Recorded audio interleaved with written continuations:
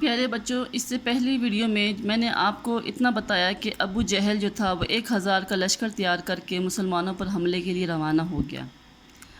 جب نبی پاک صلی اللہ علیہ وسلم کو اس بات کی اطلاع ملی تو آپ صلی اللہ علیہ وسلم نے بھی مسلمانوں کو جنگ کی تیاریاں کرنے کا حکم دے دیا، اور یوں آپ صلی اللہ علیہ وسلم کی قیادت میں 1000 کا لشکر تیار ہوا جو کہ جنگ کے لیے روانہ ہو گیا۔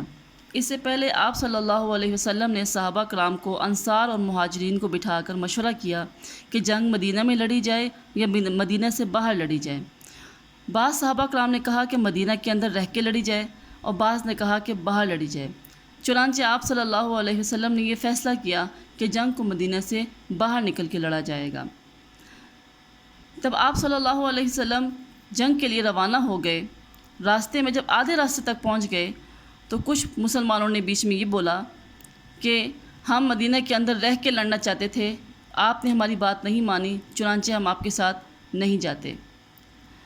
تو وہ اصل میں وہ منافقین تھے جو کہ لڑنا نہیں چاہتے تھے مسلمانوں کے ساتھ، وہ واپس مڑ گئے اور ان کی تعداد 700 تھی۔ جب 1000 میں سے 700 نکل گئے تو 300 کی تعداد میں کچھ مسلمان باقی رہ گئے۔ ان مسلمانوں کے پاس سامان جنگ بھی کافی نہ تھا، تھوڑا سا تھا۔ جب میدان بدر میں مسلمان پہنچے تو آپ صلی اللہ علیہ وسلم نے خیمے میں رات کے وقت اللہ تعالیٰ سے گڑ گڑا کے دعا کی اور اللہ تعالیٰ سے عرض کی کہ یا اللہ، اگر یہ چند گنتی کے مسلمان آج باقی نہ رہے تو اس روئے زمین پر تیرا نام لینے والا کوئی بھی نہیں رہے گا، یا اللہ ہماری مدد فرما۔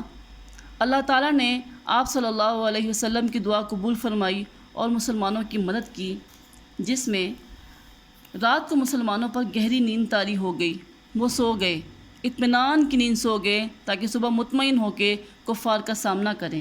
جب صبح ہوئی تو اللہ تعالیٰ نے رات کو بارش برسائی، جس کی وجہ سے مسلمانوں کو بہت فائدہ ہوا۔ اس کے بعد اللہ تعالیٰ نے فرشتوں کا نزول کیا۔ حضرت جبرائیل، حضرت میکائیل، حضرت اسرافیل کی قیادت میں فرشتے نازل ہوئے۔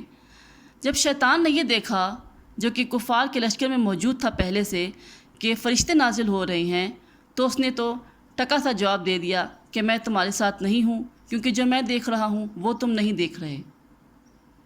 اس جنگ میں اللہ تعالیٰ نے مسلمانوں کو فتح نصیب کی۔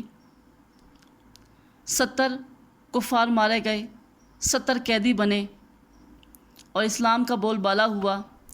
اس صورت میں مال غنیمت کا ذکر کیا گیا ہے اور کچھ اور مضامین بیان کیے گئے ہیں جو کہ میں آپ کو بتاؤں گی، لیکن مال غنیمت کے بارے میں آپ کو پتہ ہونا چاہیے کہ مال غنیمت وہ مال ہوتا ہے جو جنگ کے بعد